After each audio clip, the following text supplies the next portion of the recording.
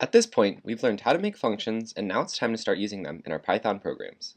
Once you start writing them, you'll want to reuse your functions between your different programs. The easiest way to do that is through modules. A module in Python is just a file with Python definitions and statements, so we've actually been writing them all along.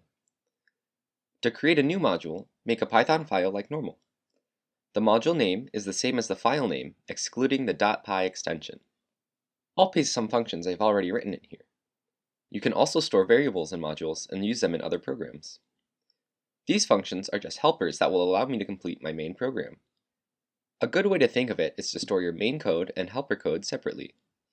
Your main code solves your bigger main problem or task, and the helper functions complete the smaller tasks that make up the big one.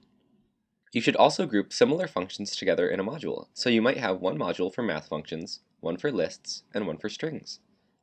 You'll learn more about how to properly structure your code as you keep moving forward, but try to keep these tips in mind when creating new programs. Okay, so let's go to our main Python file. To import the module, type import and then the name. Easy.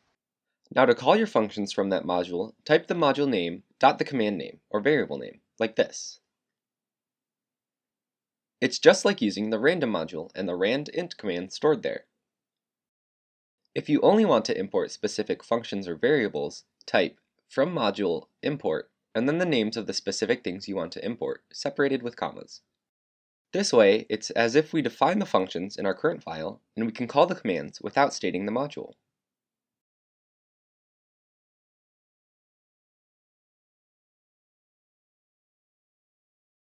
If you want to import all of the definitions like this, say from module import all with an asterisk. If you don't like the name of a module, you can rename it when importing. Type import module as, and then the local name you want to call it. You can also import individual definitions like this.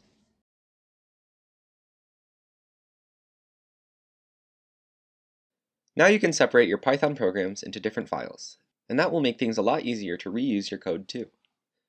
That's all for now. CodeDog out.